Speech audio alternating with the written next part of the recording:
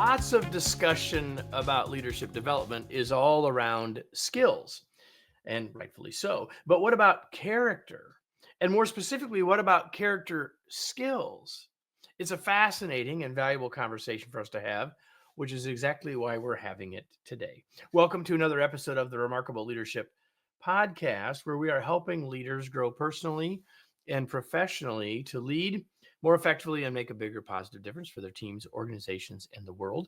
If you are listening to this podcast, you could join us in the future for live episodes on your favorite social media platform. Well, unless your social media platform is something that we aren't on. Like if your favorite is Discord, well, then I can't help you with that. But seriously, we're on multiple platforms and we'd love to have you join us then. If you want to do that, you can get this information sooner. By the way, no disrespect to Discord in that comment. So you can get access to these live, but you need to know when they're going to be, right? So if you're connected to us and the podcast itself on LinkedIn or Facebook, we make announcements about when those are going to be, and that's the best way for you to find out. So join our group for Facebook by going to remarkablepodcast.com/Facebook or our LinkedIn group at remarkablepodcast.com/LinkedIn. How about that? Today's episode is brought to you by my latest book, Flexible Leadership, Navigate Uncertainty and Lead with Confidence. It's time to realize that styles can get in our way and that following our strengths might not always be the best approach. In a world more complex and uncertain than ever, leaders need a new perspective and a new set of tools to create the great results that their organizations and team members want and need. That's what Flexible Leadership provides you. Learn more and order your copy at remarkablepodcast.com/flexible. Seems logical to do that. Hope you will do exactly that. And I can get my mouse to cooperate. There we go. There she is, the lovely and talented Meredith Bell. Let me introduce her, and then we will dive in. Meredith Bell is the co-founder and president of Grow Strong Leaders. Her company publishes online tools that help leaders strengthen their character and communication skills so they can build strong relationships and inspire others to perform at the highest level. Meredith is the author of 3 books and the host of the Grow Strong Leaders podcast, which I have been a guest on. She believes in building strong relationships herself. She and her 2 business partners have worked together for 31 years, and many of the customers have done business with them for over 20 years. It is a pleasure to introduce Meredith to all of you because, like I said, I've known her for a long time, but this is the first time she's been on the show. So, Meredith, welcome. Thank you, Kevin. I'm excited to be here. Thank you for the invitation. So let's see. We've got hellos from Irving, Texas. Good morning, Christina, in the Metroplex, and we've got Paula from Ohio. So we got 2 people that have done as I asked. So if others of you are here, follow their lead. Tell us where you're located. So Meredith, your bio or the intro that I used is pretty straightforward and to the point. It doesn't really tell us a lot about you beyond that.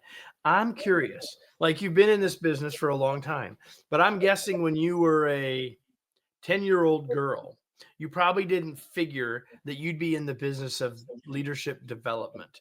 So like, how do you get here? Give us a little bit more about the journey that gets Meredith to doing this great work and us having this conversation. So funny you said when I was 10 years old, because I know exactly what I was doing and wanted to do when I was 10, which was be a teacher. I would organize kids, into a classroom and I would be the teacher.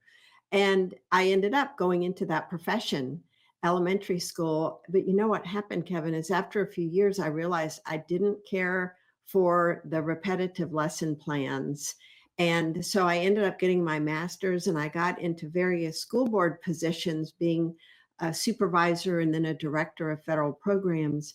And then I realized I don't do bureaucracy very well and I don't do politics very well. So what you're saying is you kept finding stuff about a job that you didn't do well. So you kept moving on to something else. And so with no business background at all, I decided to leave, which was really strange back then, because once you had a job in education, especially at the levels I achieved, it was like you got it made.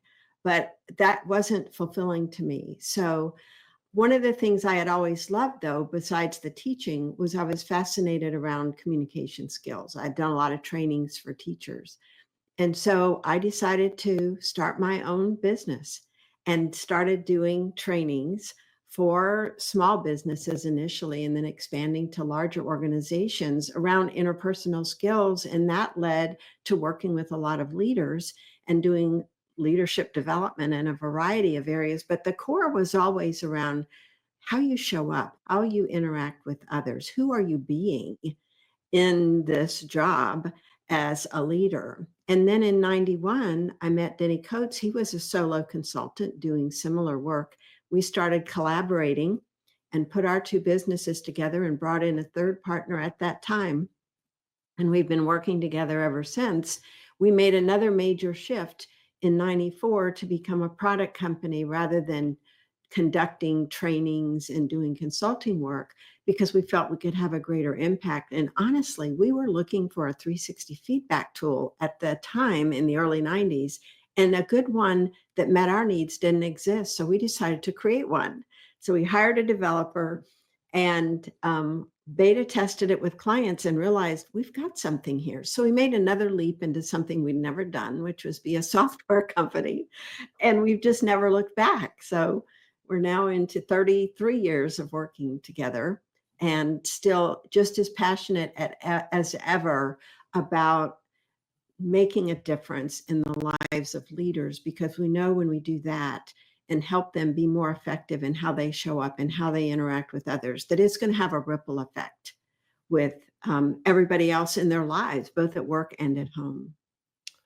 Well, that's a great through line to where we're headed, because I mentioned it in the open, and it's really where we're going to focus. We're going to talk a lot about Denny's latest book, Grow Strong Character, which obviously you're a part of, even though you're not on the cover of. And so I want to start with that word character, and I want us to explore that word a little bit in a couple of different ways. So for those who are watching, I'll put it up on the screen, but like, why you said you all started around communication skills, and you still do a lot of work around communication skills, and it's connected to this work as well. But why character? Why focus there? Why is that so important from your perspective? Mhm. This is something Denny and I have studied separately and together for more than 20 years. This whole idea of what is character and why is it important for leaders? And so when I've done some programs, I will ask the audience, to enter into the chat, what do you think of? What comes to mind when you hear the phrase strong character? And inevitably, words like integrity, that's the word that comes up the most. Yep. And, trust and honesty. And for us, what we've realized is it's really a composite of different behavior patterns or habits that we develop over time. So integrity is an aspect of character. Trust is an aspect of character. And so it's this idea that, and we use the term character skills intentionally because to us, skills are behavior patterns that can be developed. And so this idea of is character fixed? Do you either have it or you don't? We all have some character to some degree. Well, I've been called a character many times, but I don't think that's what you're talking about. Exactly. But when we think of strong character as a leader, we all get a sense of what that represents. And we believe this is an area that can be developed, just as we can strengthen communication skills like listening or giving feedback. So character is a composite of various skills that can be developed over time.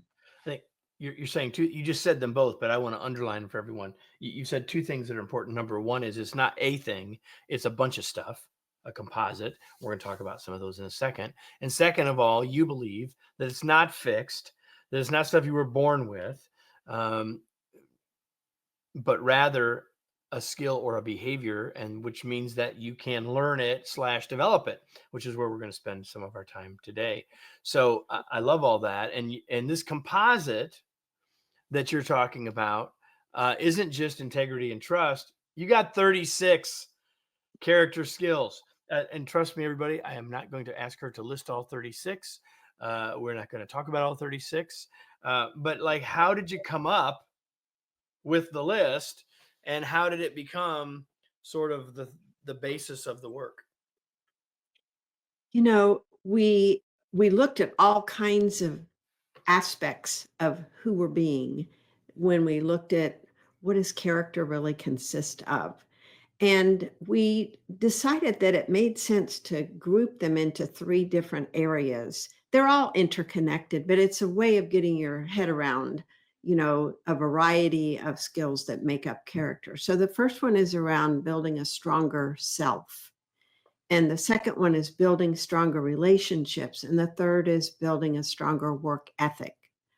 And so we found that there were a dozen for each of those that kind of fell under that umbrella of each of those three. And they're all interrelated, Kevin. But what we did by separating them out is we looked at what are some discrete things you could practice to get better at this particular area that's an important aspect of character. So people can self-assess or get input from others if they had this list and say, when you read this list, if I were to work on one thing to really strengthen it, and it would make a difference in my relationship with you and my relationship with others, what's that one thing Yeah. that would be? And we're going to talk about a few of them here in a minute, and have you give us some of that practical stuff. One of the things that struck me, or that got me thinking as I was reading the book, is that these all make sense to me. Uh, but you and I, Denny, I think, I know, are all from the United States. We're all within reason, the same general age. And so I guess I have a two-part question, and it relates to worldwide or global applicability. To what how did you think about that in terms of other cultures, number one, and what feedback have you gotten about this list, which seems like inherently excellent and obvious to me, but I'm wondering, if I'm from another part of the world, if all of these would be the same for me. I know that many would. I'm just curious sort of how you thought about that, number one, and number two, if you've gotten feedback around that. Yes, we looked for items, skills that would be universal, no matter what culture. What is it we value as human beings in this whole area that we think of as character? So that was one of the things, and I have gotten feedback. It's more anecdotal, Yep. that people definitely relate to these, and of course, even within, say, the United States or North America, you have certain aspects of character, or even within a given company, that are valued highly by folks and really emphasized as being, I won't say more important than others, but given greater emphasis Well, over time. which I think is a really important point, because there are 36, and in the with the goal of being complete, it's fabulous. In With the goal of working on getting better, you can't do 36 things, right? You can't work on 36 things, right? So one of those is, as you already said, self awareness, or getting some feedback from others, and those are both useful ways to help you prioritize. But your last point is, I think, really important as well, which is, hey, which of these sort of matter more in our organization, or which of them match up with some organizational competencies, perhaps, whether there's these exact words or not. And so I think that's a really good way for an individual to think about, how do I use your group's work or the book or whatever to decide where to go and where to start. What would you add to that? We're going to talk about two or three of these character Mhm. skills here in a second, but what's your advice about how should people get started? Yeah. Well, one thing you could look at is what values have we as a company adopted? Because a lot of companies, as you know, Kevin, you facilitate workshops around identifying what is, our mission, our vision, and our values. And companies often invest a lot of time and money in crafting these values. What do we stand for? What's important to us? Where we often see a gap is once those have gotten created and even communicated to others, what are we doing as an organization to help people develop into those? Yes, And for sure. that's where there's the gap, and that's one of the reasons we actually created a program to help people learn to practice these. So I think a first step where people could start is look at, has our company created a set of values? And what's interesting is I did a Google search on what are the most common values that companies tend to adopt. And every one of these character skills that are in our book and our program are listed in some version of all of those values. So this idea of integrity, of excellence, of service, of innovation, we have the word creativity. They're all there. So it's interesting, values and character are closely aligned. And so a first question someone might ask is, what is it my company is saying we stand for? And is there a gap in how I am being in relation to those values that may, let's just take, you know, most companies would not have patience, right, as one of their stated values necessarily. It's one of them that you wanted us to talk about and that I've Yeah, ready for us to so talk about, that's so go under ahead. self, but patience connects very closely to service and excellence. If we want to provide excellent service to our customers, doesn't that mean we have to be showing up being patient, to want to understand, staying calm? So, there are aspects of a value that have multiple character skills associated with them. So let's just stay with patience for a second. Okay. I figured you just picked it because you looked at me and you said, "Well, Kevin needs to develop some patience." I didn't know why you picked that one specifically when you sent me some notes. I If someone who's watching or listening would like to work on their patience, let's talk about some let's talk about some tactical things. What are two or three things people could do today or tomorrow to help them build or consciously focus on work on their patience? So let's talk first about what is patience, right? It's this aspect of remaining calm and unruffled in situations often where we have no control over the timing, or it's learning to wait for the right time before taking action. And so think about four different aspects as we think about how could I apply this? Let's look at four different areas around patience. One is patience with myself. So what could I do to exercise that kind of patience? Well, it's listening to my self-talk when I'm learning something new. Am I being impatient with myself and judging myself and being critical because I'm not getting it fast enough? Right? So that's one area, is noticing, how am I responding to myself when I'm in this situation and I don't know how to do something? Then what could I do to calm myself down and recognize, hey, I'm taking this a step at a time. So just looking at that, and this is where patience and awareness are interrelated, 100%. because we're noticing, right? Okay, another area is patience with others. And so here is a couple of very practical ways to exercise patience with others.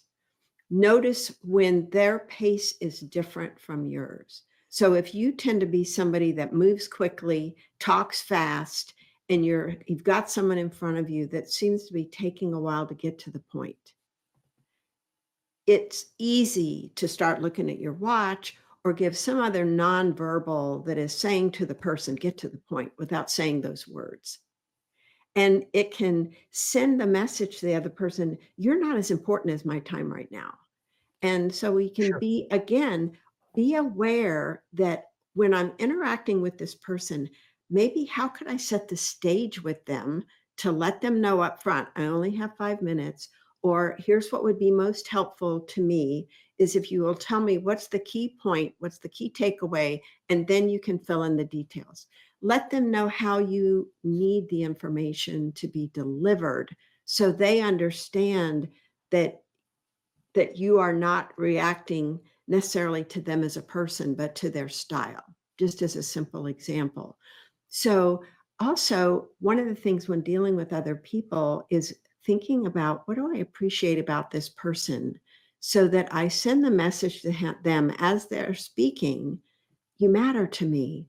And therefore, I'm not focused on trying to get them to hurry up and indicate I'm becoming very impatient with them. You can only think about one of those things at a time anyway, so just pick a different one to think about, Yeah. right? Because if Yeah. once I shift my focus away from my impatience, in that Mhm. moment, now that's not where I'm at, and so if we become self-aware of that and can shift, that can be the trigger to shift. That can be a really useful Yeah. tool. Well, and also as a parent, if you have one child or multiple kids, you might have one of them that really triggers you. They know just what to do to get a reaction out of you.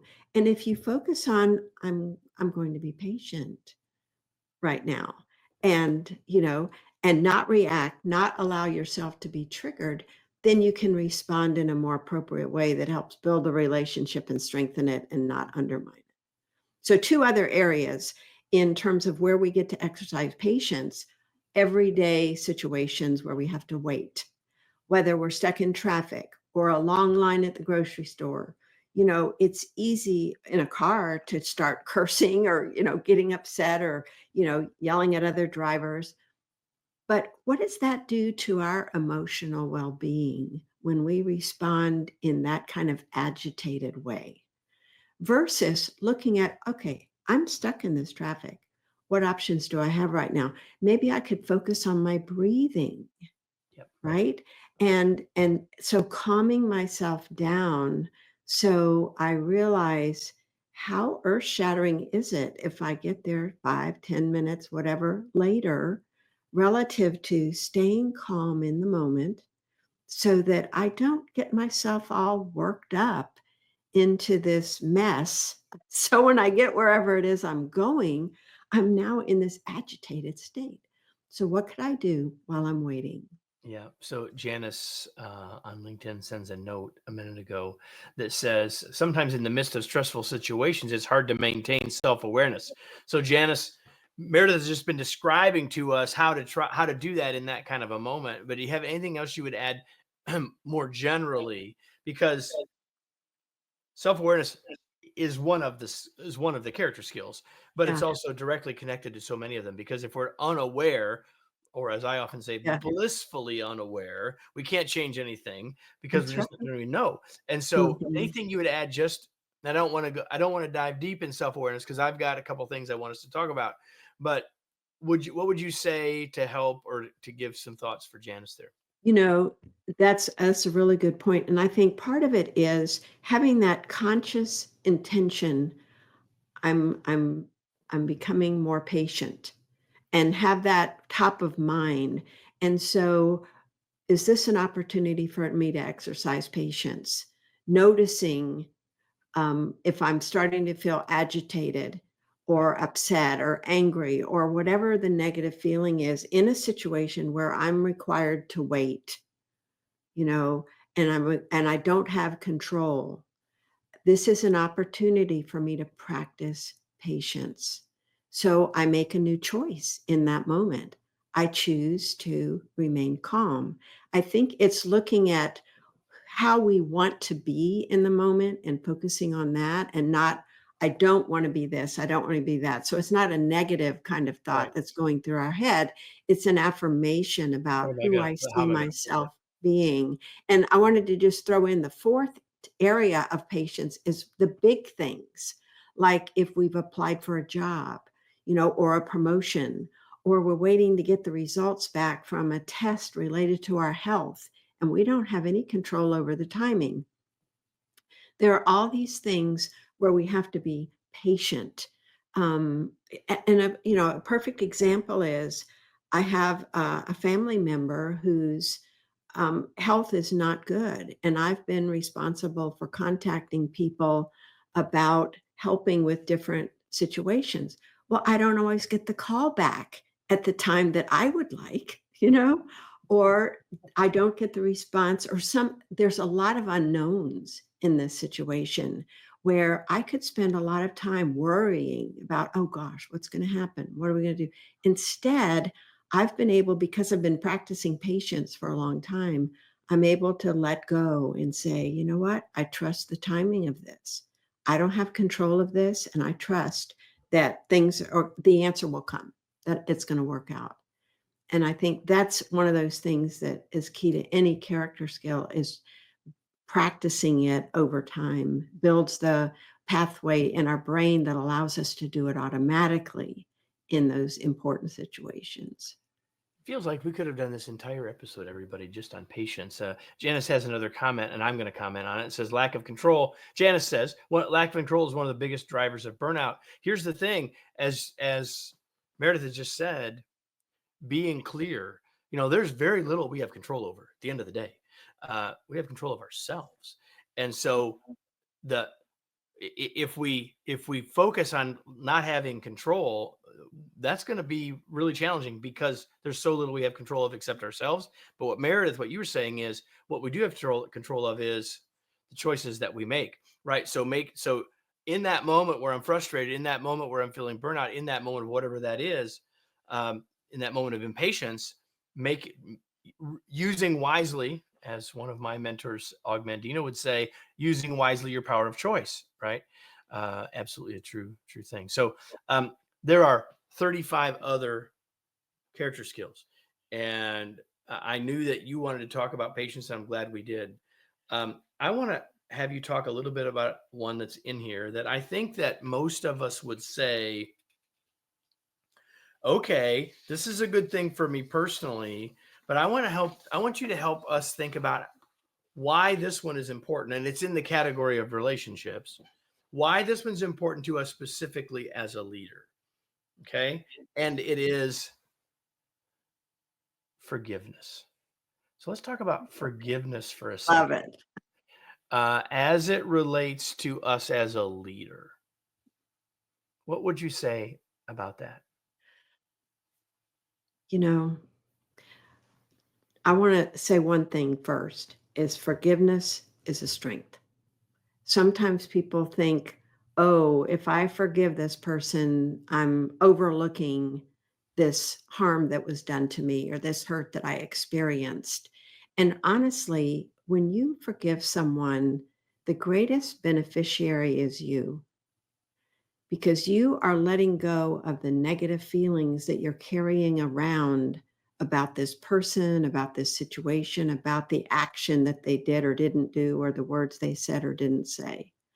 And so it's really for our own mental and emotional well-being that we learn to forgive. And it doesn't mean we have to, try to block it out of our mind. We're not saying deny it ever happened, but we're saying let go of those negative feelings that you've attached to this memory, because this is something that, in order to forgive someone, it's something that's happened, right? So we're looking at the past, recognizing we can't change the past, Yep. but Yep. we can change how we think about the past and how we think about that person. Which, from a leadership perspective, if that person is on our team or is in a related team or is a peer, that's a huge piece, everybody. And that's really where I wanted to have a second about this, because where you started, Meredith, I think is so critical, that a lot of people are unwilling to or afraid to forgive because it feels like a sign of weakness. And a lot of people, in their mind, in their role of leader, capital L, positional leader, they feel like they're not supposed to, I can't let them see me sweat. I can't show vulnerability, even though there's lots of talk about vulnerability. And so I just think that's a really useful thing for us to consider. Uh, Mhm. I'm guessing that everybody realizes that Meredith and I could have a very long conversation, and we have had them off camera, if you will. And I do know also that the clock is moving, and there's a few more things I want us to do. I'm going to give you a Just chance say to one other thing here please. about forgiveness. I think it's useful when we think about our willingness or unwillingness to forgive someone else, to first back up and look at how have I judged them? How have I judged this action? Because sometimes we take personal offense over something, especially as a leader. If somebody didn't do what they were supposed to do, and then we feel like it makes us look bad, we can carry this resentment towards the other person instead of giving them the benefit of the doubt. And what's a common thing that is talked about now, assuming positive intent. If we can do that, we're going to find ourselves needing to forgive less often because we haven't been judging them in the first place. We've taken the time to have the conversation about what was going on with them and helping them understand their impact on us or others. And I think that just frees us up to not hold on to or even have to begin with these negative interpretations of things. Uh, if we're talking about this from a leadership perspective and it's a member of your team, then chances are you are having conversations, and you should do exactly what you said, is have a conversation about it. But we can even think about this doing what I call plausible cause analysis. What are the plausible reasons why they did what they did? Guess what? Most of them have nothing to do with you. And I remember a conversation I had with my daughter once when she was in high school about something. I said, guess what, Kels? Remember, most of the time, people aren't thinking about you. Like what they did that you felt like was a slight had probably, odds are, didn't have anything to do with you at all. Now, I know it impacted you in that moment, but how it relates to how you feel about the other person, uh, pretty tenuous connection there that we want to be really careful about. I need us to move on and finish it. I'm going to give you a chance in a minute to tell us a little bit more about how we can connect with you and about some of the programming that you guys have related to all this. But before we do that, a couple of other questions for you. Number one, Meredith, when you're not doing all this work, helping organizations and helping leaders, what do you do for fun? My favorite activity for the last 20 some years has been bird watching. I'm an Those of avid you that are on the video, you can see a bird over her, well, I can't say shoulder, It's above a her head. great There we blue go. heron. Yeah, my husband and I just love getting out with nature. We're not one of these that are, world travelers trying to rack up lots of different species. We're very content even sitting on our deck, just watching the birds come to the feeders, but going out to parks and just observing nature in action, and in particular birds. There's so much to learn about them, their behavior. It's been really fun. And the only thing you knew for sure that I would ask you is what are you reading these days, Meredith?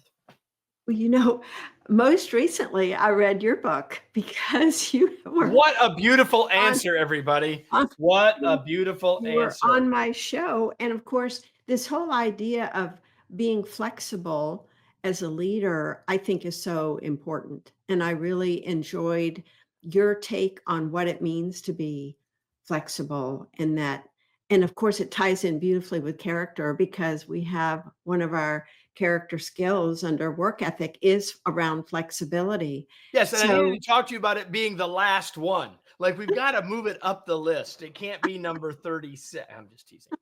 It is there, and it's number 36. That's for Mhm. sure. Other than my book, which I love that you said that, anything else that you want to share here?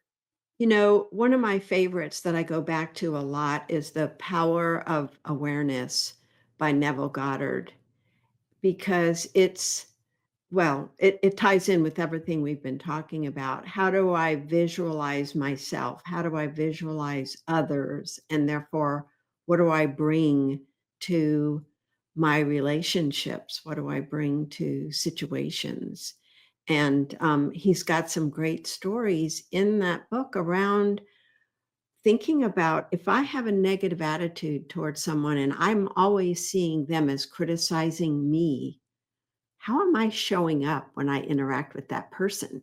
And he challenged this woman in one scenario. She was complaining to him up one side and down the other about her boss, always criticizing her. So he gave her an assignment to, instead of imagining these arguments with him, which she did on her way to work and after work.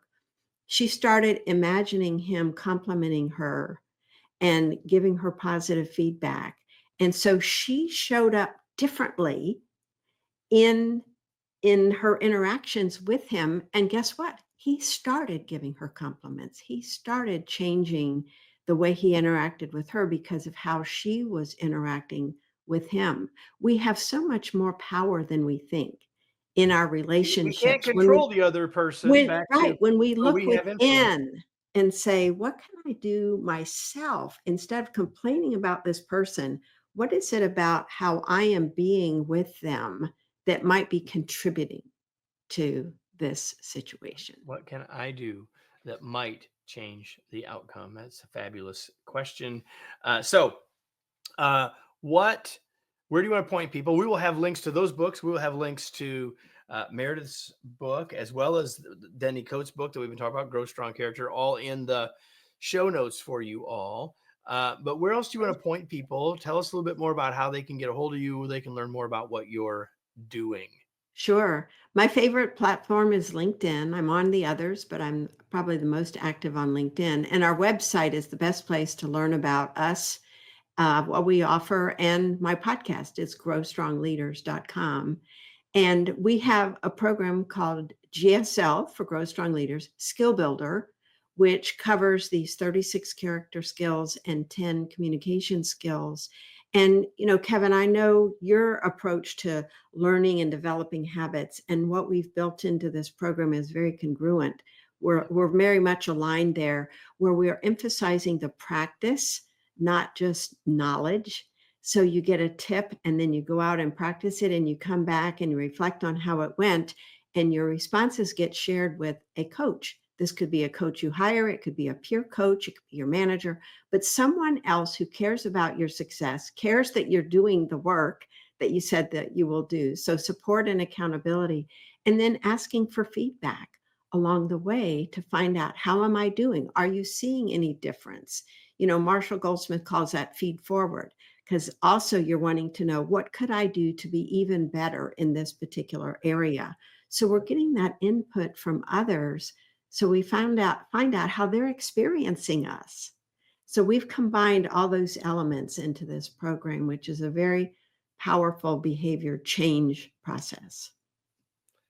You can go to growstrongleaders.com, everybody, to learn more about that and to see find Meredith's podcast and much more. And please do connect with her on LinkedIn. I know she would love that. So, Meredith, before we go, before I say goodbye to you, I needed to ask a question of the entire listening audience, whenever you happen to be listening, and that is, it's the question I ask every week, actually. It's the question of, now what? What are you going to do now as a result? Which ties directly to what Meredith was just saying. Like, learning a skill is one thing, practicing it is something else. Listening to a podcast is one thing, taking action on what you learned is something else. And it's not my goal here to tell you what you should go do from this conversation, but rather for you to urge you to find for yourself where you are. Where do I need to go? Were there specific ideas you got around patience that would help you? Are there just the understanding of the different types of patience? Did that help illuminate something for you? And from that, what will you do? It's not just like, oh, that was interesting. Now what? What will I do with that moving forward? If you do that, this will be a far more useful investment of your time. Meredith, thank you so much for being here. I've been looking forward to this.